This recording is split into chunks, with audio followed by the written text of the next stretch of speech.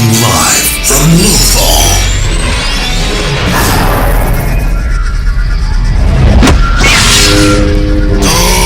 Good morning, Lothal.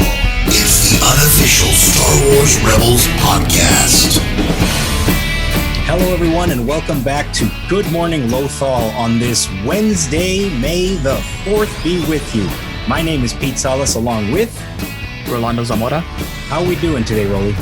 Oh, I'm great. Today's a special day, I'm really excited for this episode. Yes, sir. It is a holiday. It only comes once a year. It is May the 4th be with you, like I said. And today, we're obviously Good Morning Lothal, the unofficial Star Wars Rebels rewatch podcast. And today, we will be talking about Season 1, Episode 5, Rise of the Old Masters. But before we get to that, as is tradition, we're going to go and see what's happening around the galaxy. Let's see what's happening this week in Star Wars. So, Rolly, what's happening this week in Star Wars? So, Pete, today's a very special day in the galaxy. Yes, sir. This is the fan-created, basically, May the 4th be with you, unofficial Star Wars Day, which, it's not technically, far-fetched that this day was chosen because May actually happens to also be the month that Star Wars debuted, A New Hope debuted, May 25th, 1977. So coincidentally, there's a May the 4th day that lines perfectly up with Star Wars. And it's really just a celebration of the genre for an entire month. So, to celebrate, a lot of people, they're doing a lot of things. As a fan, I'm planning to stay home, watch movies, catch up on my shows, continue to watch Rebels, which this podcast is all about. Mm-hmm. But there's also a lot of marketed things out there. For instance, there's a lot of stores running discounts on all your popular Star Wars merch. Right. So you can look into that. There's also a lot of video game deals that I noticed out there, a lot of popular titles from the past and some more recent Star Wars titles that you can find at a discount. And a lot of these things are covered. You can actually go online and visit starwars.com/Star Wars Day. Pete will drop a link for you at the bottom. And you can find all things related to today, ways you can participate, items you can purchase, just everything and anything you can absorb for today to immerse yourself in the celebration. So what are your plans for Star Wars Day, Pete? Well, other than, rewatching Rebels again, I think one of my favorite things to do for Star Wars Day is, it's kind of weird. I really like being that weirdo in my office who is the Star Wars freak that everyone comes to, and I'm sure you kind of have that same vibe going on that people come to you, but I enjoy, I'll usually wear a Star Wars themed shirt or something that day and just kind of want to stand out and it is my holiday, right? So that's what I enjoy doing, but more so, I do like revisiting the movies from when I was a kid, the original trilogy, I guess, so to speak. I believe last year I watched Empire, so I think it's only fitting that I watch Jedi today when I get home later. Not to say that Jedi is my favorite Star Wars movie, but it's the one that most reminds me of my childhood. Because it came out the year I was born, so I don't think it wasn't my first year's birthday theme, but I think it was my third birthday that they did a Return of the Jedi theme for me. But it reminds me of being a child. It really does. So it's kind of one of those nostalgic feelings that throws me back to a simpler time, I guess. Definitely. What about you? What do you plan to do? I'm actually reading right now. I'm actually right now in the process of reading a new Star Wars book called Dark Disciple. Okay. So I hope to continue that. So far, it's been great. I suggest people go check that one out also. I will probably put on a Star Wars film. I think last year I rewatched Rogue One. Rogue One is usually a rewatch for me, just when I kind of want to throw on a Star Wars flick because it has so much action and a finite beginning and end. Yes, that is so I can kind of just enjoy it there in the moment without taking on too much. If I put on one of the other films, I'm okay, well, now I'm going to watch Return of the Jedi if I started with Empire, and then or so forth like that. So I don't know. I'm thinking maybe this year I'll watch Solo. Solo, I really enjoyed in the. So did I, man. In the I think theaters. Solo got a bad rap. Solo got a really definitely. bad rap. And I don't know why, because it was an incredibly fun movie. I mean, no one is going to replace Harrison Ford, obviously, but the actor that they picked, his name is escaping me right now. I think he did a fine job. He did a great job. Yeah, absolutely. And then the storyline where they created with Crimson Dawn and Kira being the apprentice of Darth Maul. I hope that that's something we can revisit in the future. I remember when we were talking Book of Boba Fett that I was hoping to see that. Didn't plan out, but that's okay. So I'm hoping that we do get some of that storyline going forward. But yeah, probably watch Solo. I haven't seen it in a while. It's a film that I really enjoyed, and I think I need to sit down and enjoy it some more. You know what? Like, I think you just kind of changed my mind on the Jedi. Well, I mean, I'll have time to watch both, I guess, if I stay up late enough. But yeah, I think I kind of want to revisit Solo again. It's been about 2 years since I saw it, and I do remember enjoying it very much so, more so than I thought I was going to. But yeah, that's definitely a great movie. The other one that I have not seen in a while is Attack of the Clones, and given that Clone Wars takes place between what is it, Attack of the Clones and Revenge of the Sith, right? That's the point. And I have neglected it's been on my to-do list to watch both of those back to back, but man, now you're giving me so many options. I was so confident in my decision to watch Return, but now I'm rethinking it. I might do that, man. I actually did that a few months ago, where I sat down and rewatched Attack of the Clones or Revenge of the Sith. I can't say that those were my favorite films when they came out, but after I saw Clone Wars, I was like, you know what? I wonder how these movies are after seeing 7 seasons of the Clone Wars. And sure enough, they just added so much more to it. The films were that much more enjoyable. So really awesome that they're able to add to story and pad the films in a way that help you to enjoy them more. Oh, absolutely. And my goal in life, the bucket list, is I will be at the Star Wars Disney Park on May the 4th. At some point in my life, I will be there on May the 4th and immerse myself literally in a Star Wars universe. So that's my goal. I think I actually bought this shirt on Star Wars Day or leading up to it. I'm wearing an Ahsoka Tano, Ashley Eckstein designed a shirt that she offers on her Universe app. It's not a girl shirt. They have unisex. Anything unisex, if you're interested, it's labeled Our Universe. But cool. She created a brand that's a lot of it has to do with mostly Star Wars, called Her Universe, and Ashley Eckstein is the voice of Ahsoka Tano. So just a tidbit for.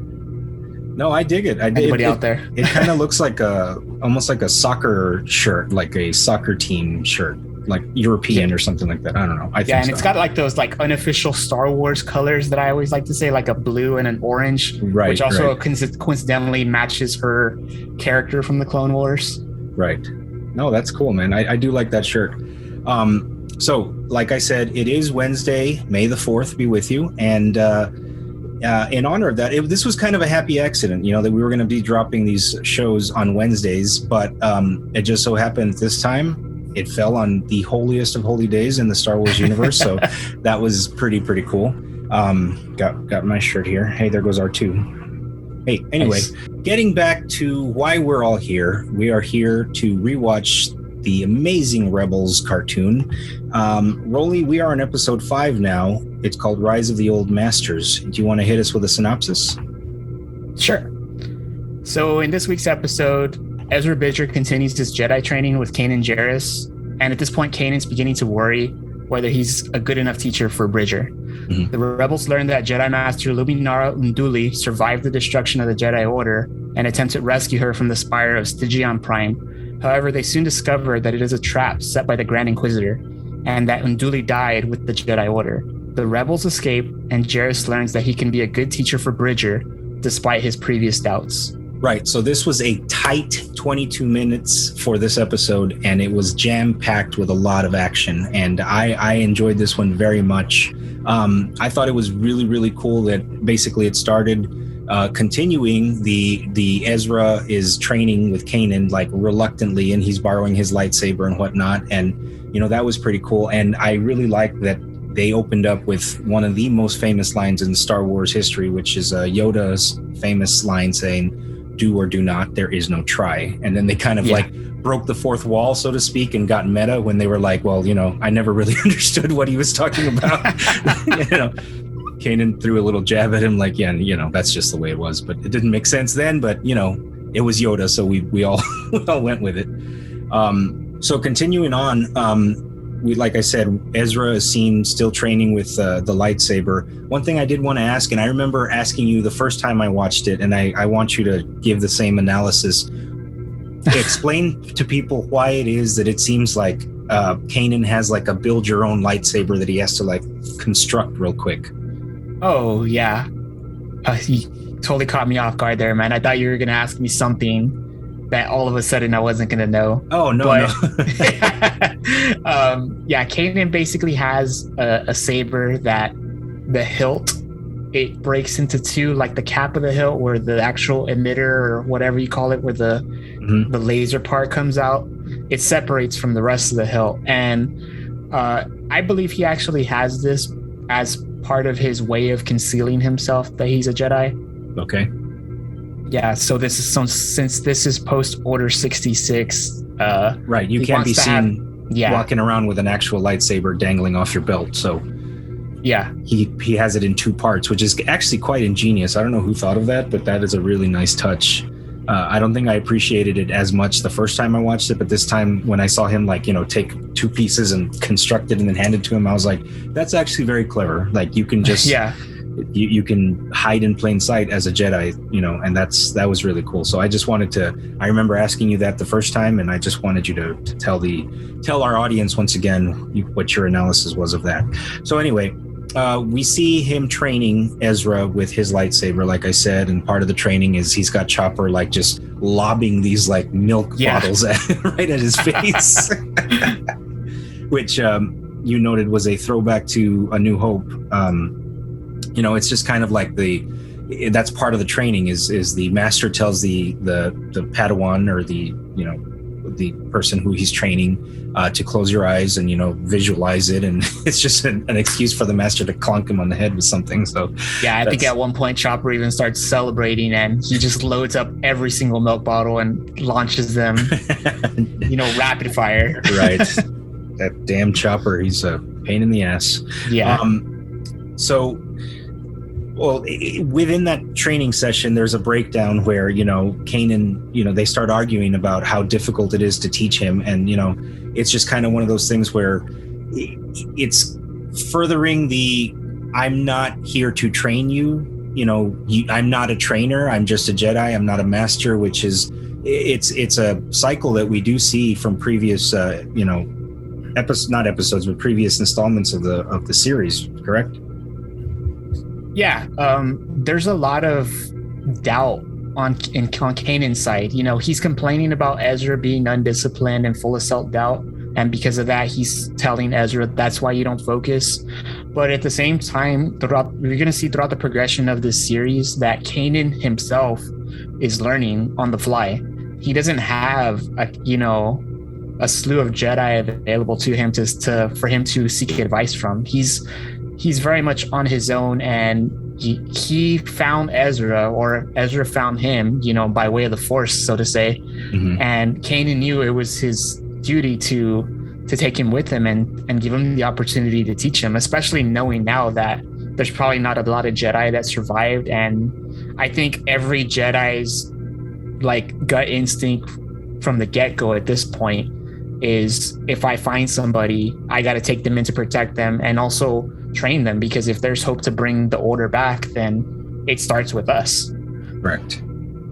Yeah, no, of course. I mean, that's always one of the things, especially this being a series that is set in post Order 66. I mean, that concept alone is really intriguing to me, of like the Jedi's in hiding and that they still exist, but they have to exist under wraps. And it's almost like you are opening yourself up to the possibility of being found even more if you take on the responsibility of training. So that's a really cool dynamic that they're already starting with the series. Moving forward, the incident from last episode where they stole the TIE fighter, it makes the basically the internet news there. Yeah. And I thought one of the cool things was they introduced what was the name of the senator that is part of the Empire but not really? Yeah, he's a senator in exile as per this HoloNet news that they follow regularly, and his name is Gall Travis. Yeah, and basically what happens is, the HoloNet news is controlled by the Empire. Think of it like propaganda from who. Right. So yeah, there's rebel quote unquote rebel transmissions that interrupt these broadcasts, and they start speaking for the rebellion. This is supposed to be an example of that, and I perceived it to be that this is somebody that they had already heard from. They knew of him. Mm-hmm. So it just so happened that this transmission, the guy basically communicated that the Jedi Master from the Clone Wars, Luminara Unduli, is alive, and he's speaking out to get people to rally to basically go free her. Right, and like the part of the transmission shows that she's like on a prison cargo, like a prison area, right? So she's been in prison since Order 66. She survived it, so that kind of that's where this episode takes the hard left turn into the plot point trajectory of the episode, which is Kanan feels it in his soul that he needs to go now that he knows that there's another surviving Jedi Master. He is more inclined to rally the crew of the Ghost to go and try and save her. So that's basically what the point of this episode is. Yeah, and definitely just to add on that, Suman, for the fans out there who are listening with us and have seen Bad Batch, spoiler alert, but this is a big one I want to give because it does associate to this episode very well. Okay. What Kanan shows up in the first episode of the Bad Batch, and that's where you see his Order 66 happen, and his master gets executed in front of him. Yes. So Kanan at that point is already on the run and in hiding, and he was a Padawan. Mm-hmm. So as he's training Ezra here, Kanan's not a master. I mean, and I don't think he even feels he's at the level of somebody to be able to take an apprentice, period, or a Padawan rather. Right. So as soon as he hears that Luminara is possibly alive, he knows, okay, Luminara is a master. She can train Ezra the way that I can't. So it's now my duty to not only to seek her out to rescue her, but to seek her out so that Ezra can be trained by her rather than me. Okay, and just to touch a little bit more on Luminara Unduli, Clone Wars fans that are listening with us, they'll recognize her from a lot of key episodes that happened during the earlier seasons of Clone Wars. Mm-hmm. One of which was, I believe it was one of the ones where we were first introduced to her. Her, Anakin, Ahsoka, and Luminara's Padawan, Barriss Offee, who, again, Clone Wars fans will recognize as the person that actually betrayed the Jedi Order. Right. They were sent on a mission back to Geonosis. And I think the Padawans, Ahsoka and Barriss, were assigned to do a certain task to go inside one of the starships. And what ended up happening was they got trapped. And Luminara and Anakin, I believe, were forced to blow it up, or something to that extent. The clones blew it up, whatever. Mm-hmm. But what was really cool about that, and why I'm mentioning that with regards to this episode, is in that episode, there was actually coldness from Luminara in the sense that she was a true Jedi, no emotional attachment. Once the Padawans were trapped, she said, they're gone. We need to move on, continue on with the mission. And Anakin was very much, no, I can't lose Ahsoka that way. You shouldn't be losing your Padawan that way either. We need to try to rescue them. Obviously, emotional attachment that leads to something else, right? Right. But what's really cool here, again, going back to this, is there's already an emotional attachment developing between Ezra and Kanan. And this is very early on, but right away, Kanan's gut instinct was to say, no, I need to get you to a better master to get trained. But really, like, you can kind of tell it early on in the episode, he doesn't necessarily mean that. He just wants what's best for his son. You know, going back to what we were talking about, how the crew of the Ghost is a family. Hera and Kanan being the parents, and the rest of the crew being the kids. So in this instance, I saw it as like, I just want what's best for my son. So I'm going to get him the best education. Yeah. Yeah, no, that made total sense. So we're going to fast forward a little bit, because I mean, there's some action where they're trying to get into the prison, and there's some misunderstanding of when Ezra's supposed to actually jump out and help Kanan, and Kanan was trying to be all stealth mode. It's kind of like when you play, when I play, you know, something like Metal Gear Solid, where it's supposed to be real stealthy, but I just come in guns blazing and end up getting shot. You know, I do not play those kind of games correctly. Like Hitman, I love Hitman, but I'm not very good at it. But anyway, I am like Ezra, where I'm just like Leroy Jenkins and jump right in. But they end up getting in, obviously, and I'm gonna you know, fast forward us to where they actually get to where they actually Luminara cell. Yeah, Luminara cell. So it's there's a really cool scene where they go in and they, you know, they're trying to rescue her, but like she's just kind of like got a blank stare on her face. Yeah. And right away, like Kanan senses that something is off about her. So pick it up, and what happens after that? Yeah, so he's trying to communicate with Luminara, and what looks like a physical manifestation of her body recedes back into this holding cell, and she kind of vanishes. Mm-hmm. And when she vanishes, you see the remains of Luminara. Right. So the Empire was basically holding her hostage as a way to lure whatever Jedi survive Order 66 towards them, and so that they can get rid of them too. And sure enough, as soon as this happens, you know, they hear a voice from the door of the cell, and they turn around, and it's the Grand Inquisitor. And he basically proceeds to explain to them, hey, you fell right into my trap. Right. And yep. he comes in and just kind of like takes over the room and says, you know, like, he's had a really cool line, something like, you know, her bones are still serve a purpose or something like that. It's some real evil line that I completely dug. Go for it. No, I love the way he delivered that. Go on. Yeah, you know what was really cool about that too, Pete? I actually had to dig into this when I was doing the episode, you know, recap for what we were going to talk about today, because recently I just finished reading the Darth Bane trilogy. Okay. And in that trilogy, Darth Bane, it's not a canon novel, by the way, but Darth Bane himself is canon as per a Clone Wars episode. So highly suggest listeners and viewers out there read the series. It's a really awesome series. Mm-hmm. So he basically takes on an apprentice, and her name is Darth Zana.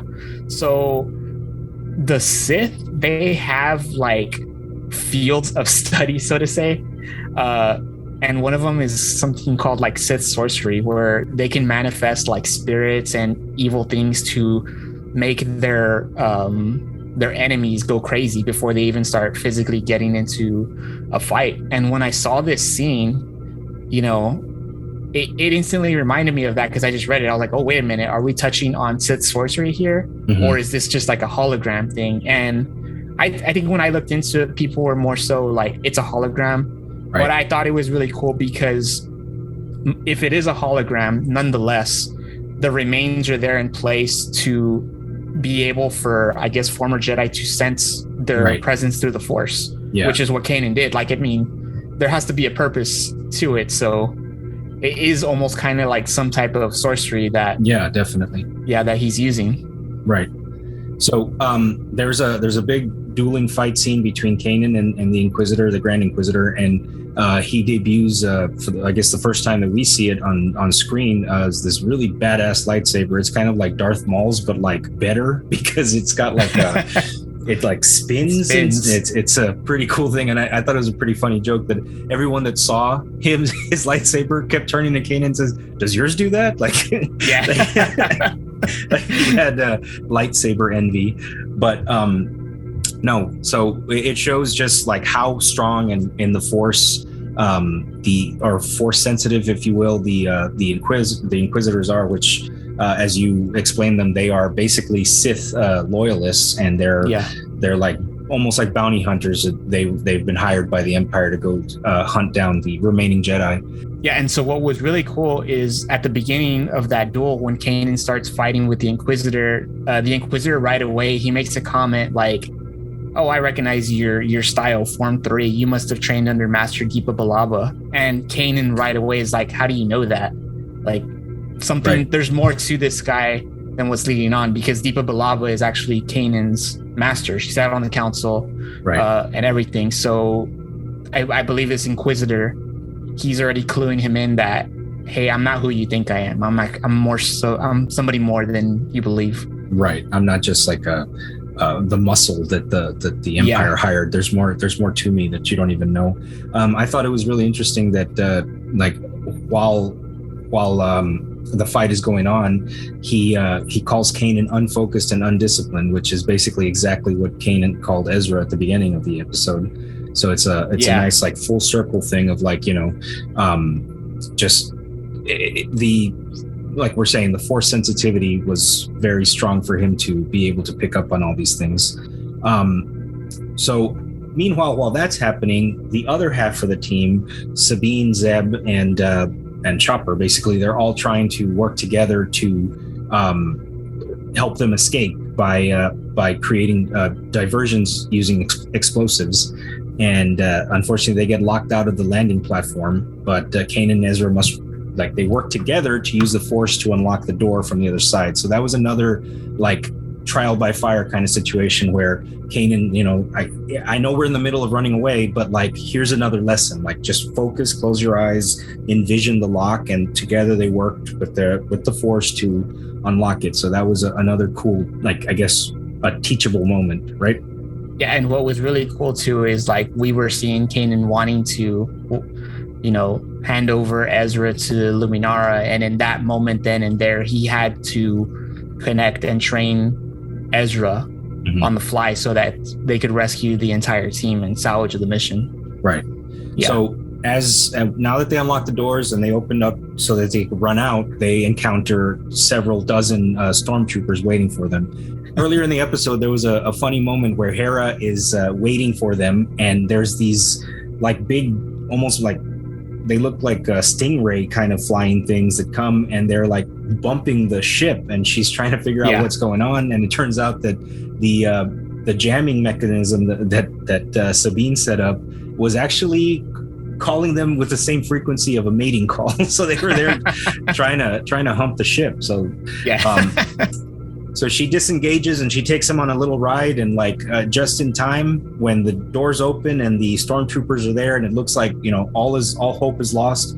Here comes Hera with some backup, and they're like, "What kind of backup?" And it's those same things that are coming in to help. So the cavalry came to the rescue, so to speak. Yeah. So the crew ends up getting away, and in the process of them escaping, Hera's kind of asking, "Hey, well, did you find her?" And he's like, "We did. Unfortunately, she's dead. So Ezra's stuck with me for now."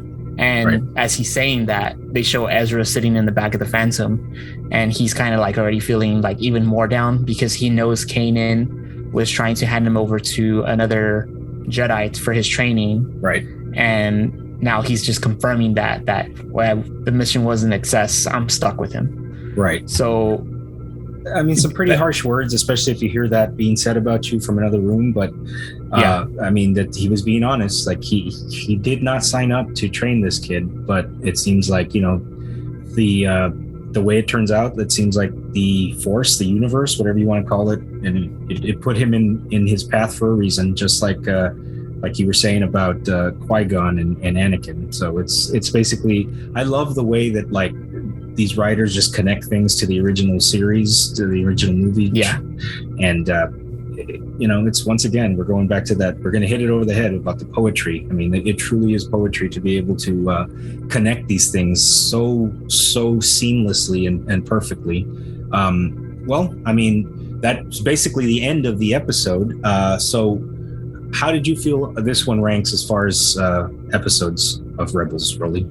I thought it was awesome. There's so much connection from the get-go to the Clone Wars, which somebody that was new to this series, like if you like I remember when I watched it for the first time, I'm looking for that immediate connection to Clone Wars, because Clone Wars, it was such an amazing journey. I want this to jump right into this, and I want it to be the sequel of that. Never mind that one is set during the Empire times and the other one's set, during the war between the Separatists and the Republic. So as soon as you hear Luminara at the beginning of the episode, you're like, this is going to be a great episode. And then sure enough, it is. She's not alive, but the same way that we've had episodes now that we're building the relationship between Zeb and Ezra, well, this is the relationship that we were waiting to be built. And that's Ezra and Kanan. You know that this is the most important relationship that you're going to see as Rebels progresses. And right away, Kanan's full of doubt. Ezra's upset because it doesn't seem like Kanan wants to train him. And in reality, you're finding out it's not that. It's that Kanan doesn't think he's capable of training Ezra. He's not sure if he can handle the duties that come with what this kid needs. Right. So I thought it was a awesome episode. And some of these episodes, like this one, for example, these are only like 20, 22 minutes. They're kind of disappointing when they end because they catch me off guard all the time. But they just do such a good job of putting so much in there, so many parallelisms and character development. So overall, I thought it was a great episode. I couldn't agree more. So that brings us to the end of this episode, which was called Rise of the Old Masters. Next episode is called Breaking Ranks. So let's play our game, Rolly. What do you think that one's going to be about?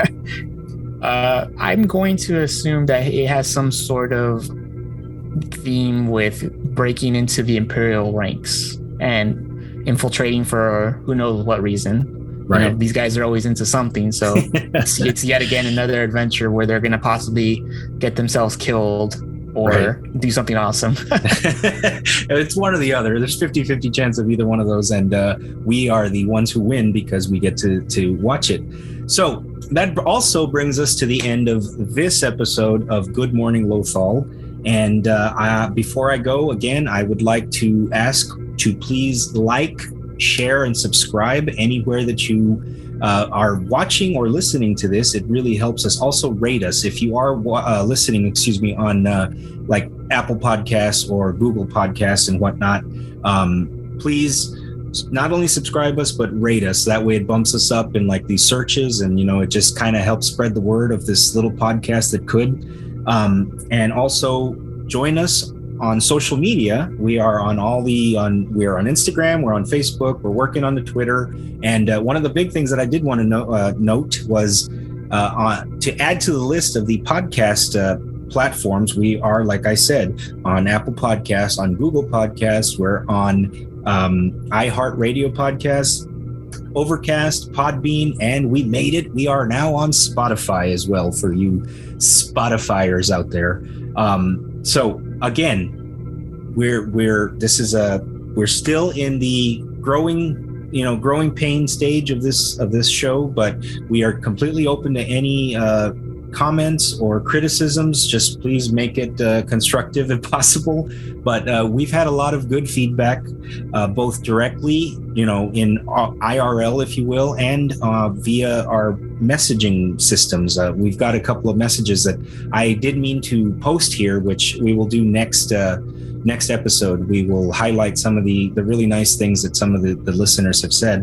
And we're growing every day, and it's because of you guys, and I want to thank you. And if you haven't already, please like, rate, and subscribe. So that brings us to the end, like I said, of this episode. And for now, my name is Pete Ellis, along with Rolando Zamora, saying, may the 4th be with you today and always. Goodbye from Lothal.